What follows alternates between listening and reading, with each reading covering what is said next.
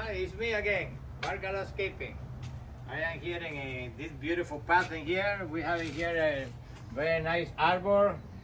Make this area a little more interesting. Then here we have a Euphorbia slipper, and this is a very practical to use in an area like this. It is narrow because this plant grows upright in a narrow clumps. So as you can see, it look very give us a very nice looking in here. And then on the right side we have a beautiful camellia with a red flower. Look at those beautiful flowers, camellias. Then in here we have a nice jasmine. When this is blooming, give us a nice fragrance during the night. That's why they call it the night jasmine. And this one here we did a little bit of pruning and opening up. As you can see, the branch structure of this canopy or the canopy of this trout is a little more open in here because we already did some work. We seen it out the like this cutting here. I'm going to correct it a little more to the ridge or the branch.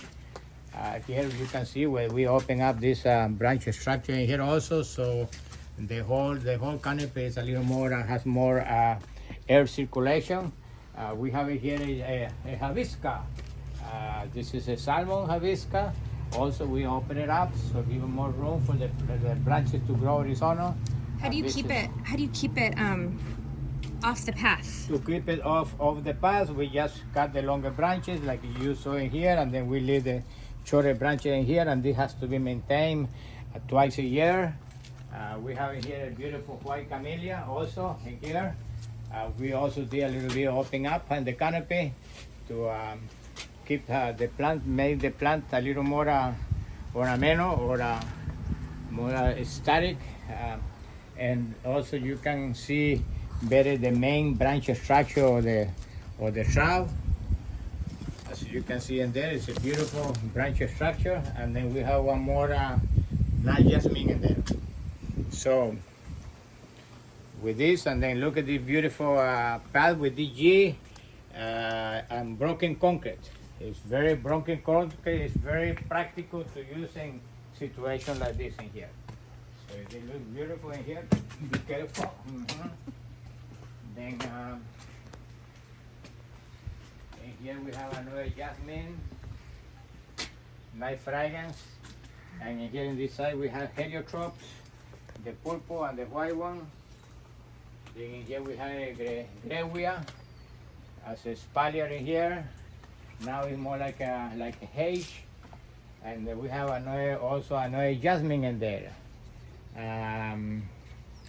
That one Siberian jasmine, I believe. And then we have also another camellia sasanqua in there for a special for that narrow area in there. So the plant that we have been selecting here is carefully selected to use it in the right spot so it will grow correctly in there, and we don't need to do too much pruning. So